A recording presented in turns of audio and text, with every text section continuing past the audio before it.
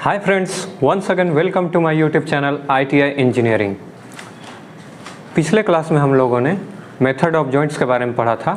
आज हम लोग पढ़ेंगे सोल्डरिंग के बारे में। तो चलिए समझते हैं सोल्डरिंग क्या है। यह हल्के जोड़ बनाने के लिए सर्वोत्तम है। दो या दो से अधिक धातुओं के पार्ट्स को सोल्डर के माध्यम से जोड़ने की प्रक्रिया को हम लोग सोल्डरिंग कहते हैं। इसमें टिन तथा लेड धातुओं को मिश्रित करके सोल्डर बनाया जाता है। इसका प्रयोग सीम जोड़ को लीक प्रूफ बनाने में किया जाता है।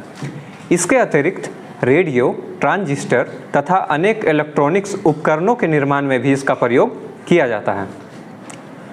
सोल्डरिंग निम्न दो प्रकार के होते हैं, जैसे सॉफ्ट सोल्डर और दूसरा हार्ड सोल्डर। तो चलिए बारी बारी से दोनों को समझते हैं। तो चलिए दोस्तों, सबसे पहले समझते हैं सॉफ्ट सोल्डर यानी नरम सोल्डर के बारे में। इसका प्रयोग प्रायः ऐसी पतली शीटों को जोड़ने के लिए किया जाता है जिन्हें उच्च ताप पर गर्म हम नहीं कर सकते हैं। यह सोल्डर प्रायः लेड तथा टिन को मिलाकर बनाया जाता है। नरम सोल्डर का गलनांक 450 डिग्री सेल्सियस से नीचे होता है, परंतु इसमें बिस्मिथ तथा एंटीमनी मिलाने से इसका गलनांक घटकर 96 डिग्री सेल्सियस तक पहुंच जाता है। अब हम लोग जानेंगे दोस्तों हार्ड सोल्डर के बारे में। यह तांबा तथा जिंक या तांबा, जिंक व चांदी को मिलाकर बनाया जाता है। कठोर सोल्डर का गलनांक अन्य सोल्डर के गलनांक से ऊंचा होता है। इसका उपयोग तांबा, पीतल व लोहा आदि के धातुओं के बड़े आकार के टुकड़ों, मोटे तारों व केबल्स के जोड़ों पर टाका लगाने के लिए किया जाता है। इसका गलनांक 450 डिग्री सेल्सियस से ऊपर होता है। अब हम लोग जानेंगे दोस्तों सोल्डरिंग आयरन के बारे में। तो चलिए समझते हैं। सोल्डरिंग करने के लिए जिस औजार को गर्म करके सोल्डर को पिघलाने का कार्य किया जाता है वह सोल्डरिंग आयरन कहलाता है। सोल्डरिंग आयरन निम्न दो प्रकार के होते हैं। पहला मैकेनिकल सोल्डरिंग आयरन, दूसरा इलेक्ट्रिक सोल्डरिंग आयरन। तो चलिए बारी बारी से समझते हैं दोनों को। अब हम लोग जानेंगे दोस्तों मैकेनिकल सोल्डरिंग आयरन के बारे में।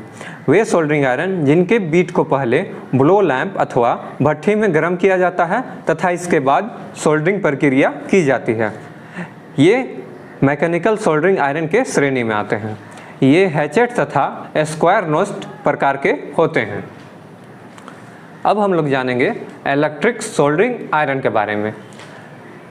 विद्युत सोल्डरिंग आयरन में एक कॉपर बीट होती है। यह कॉपर बीट खोखले हीटिंग एलिमेंट फ्रेम में फिट होती है। यह फ्रेम एक लकड़ी या प्लास्टिक के हत्थे पर स्थापित होता है। एक इलेक्ट्रिक लीड हीटिंग एलिमेंट से जुड़ी होती है जो सीधे स्विच बोर्ड में प्लग करने के लिए हैंडल में जुड़ी होती है। कुछ आयरन सोल्डर किए जाने वाले पदार्थों की प्रकृति पर निर्भर करते हुए विभिन्न टिप, साइज या आकार के डिजाइन किए जाते हैं। इलेक्ट्रिक सोल्डरिंग आयरन रिपेयरिंग कार्य तथा इलेक्ट्रिशियन में हल्की धातु को जोड़ने में प्रयुक्त किया जाता है। मीडियम ड्यूटी के इलेक्ट्रिक आयरन 100 से 250 वाट तक की रेंज में तथा हेवी ड्यूटी के इलेक्ट्रिक सोल्डरिंग आयरन 200 से 50 वाट तक की रेंज में बाजार में उपलब्ध होते हैं। अब हम लोग जानेंगे दोस्तों फ्लक्स के बारे में। धातुओं को वातावरण में खुला छोड़ने पे वे ऑक्सीकृत हो जाती है। उचित तथा प्रभावी सोल्डरिंग के लिए धातु से ऑक्साइड की परत को हटाना अत्यंत आवश्यक होता है।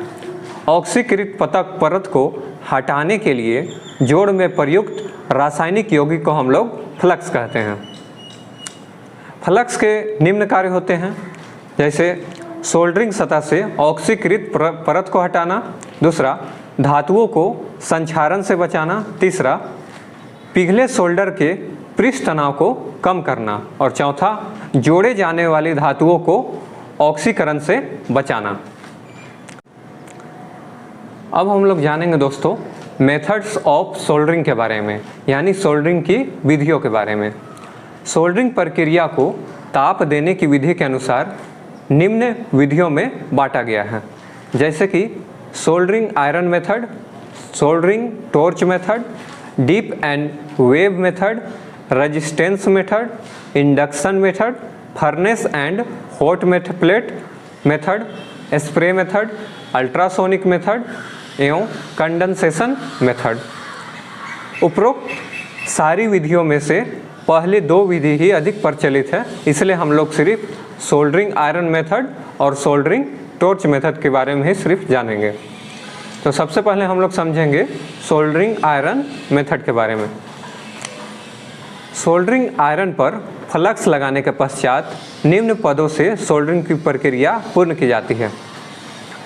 सर्वप्रथम सोल्डर करने वाली सतहों से तेल, ग्रीस तथा ऑक्साइड आदि को साफ कर लिया जाता है। उसके बाद उचित प्रकार के फ्लक्स का चयन करके उसे जोड़ने वाली सतहों पर लगा दिया जाता है। उसके बाद जोड़ के अनुसार उचित साइज के सोल्डरिंग आयरन का चुनाव करके उसे वांछित तापक्रम पर गर्म किया जाता है। उसके बाद गरम सोल्डरिंग आयरन को फ्लक्स लगी सतह के संपर्क में लाकर उसे गर्म किया जाता है। उसके बाद फिफ्थ में अब सोल्डरिंग आयरन की नोक पर सोल्डर लगाकर उसे जोड़ के साथ साथ चलाया जाता है। सोल्डरिंग करने की गति जोड़ की गहराई के अनुसार ही रखी जाती है, जिससे सोल्डर पिघलकर जोड़ की गहराई तक जा सके। सोल्डरिंग आयरन को हटा लेने से सोल्डर ठंडा होकर जोड़ बनता है। ठंडा होने के दौरान जोड़ को हिलाना नहीं चाहिए, इससे सोल्डर में दरारें पड़ने की संभावना रहती है। सिक्स्थ में सोल्डरिंग के पश्चात कोरोसिव फ्लक्स को हटाया जाता है, जिससे कि सतहों को संक्षारण से बचाया जा सके। सेवंथ में सोल्डर को कभी कभी अस्थायी जोड़ लगाने के लिए ही प्रयोग किया जाता है। यदि दो प्लेटों को आपस में जोड़ना हो तो पहले उन्हें गर्म करके पूरी तरह से फ्लक्स आदि प्रयोग करते हुए सोल्डर लगा देते हैं। तत्पश्चात उसे एक दूसरे पर रखकर बाहर से पतली प्लेट को ऊष्मा तथा दाब पहुंचाते हैं। इससे सोल्डर पिघलकर जोड़ बना देता है। इस प्रकार सोल्डर के पिघल कर जोड़ बन जाने की प्रक्रिया स्वेटिंग कहलाती है। अब हम लोग जानेंगे दोस्तों सोल्डर टॉर्च मेथड के बारे में। इस विधि द्वारा सोल्डरिंग करने के लिए गैस टॉर्च द्वारा ऊष्मा प्राप्त की जा सकती है।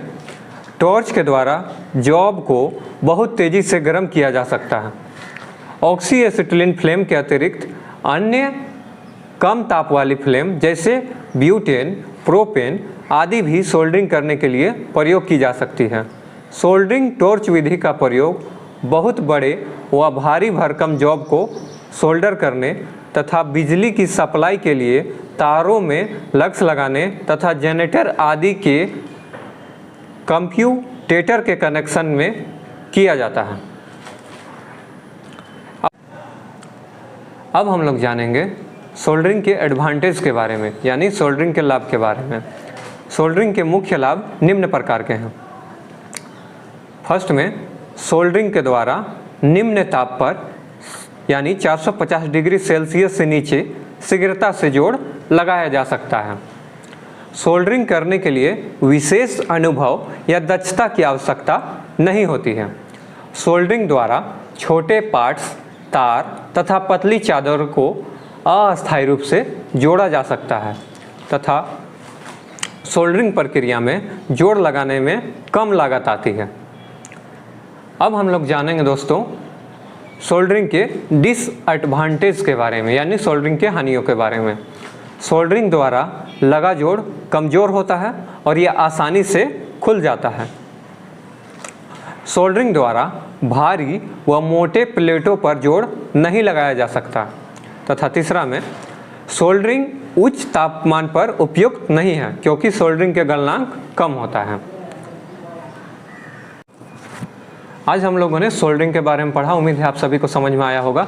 अब आपसे मिलेंगे दोस्तों अगले टॉपिक पे, अगले वीडियो के साथ। अगर आपको हमारा वीडियो अच्छा लगा हो तो वीडियो को लाइक करें और चैनल को सब्सक्राइब करें। धन्यवाद।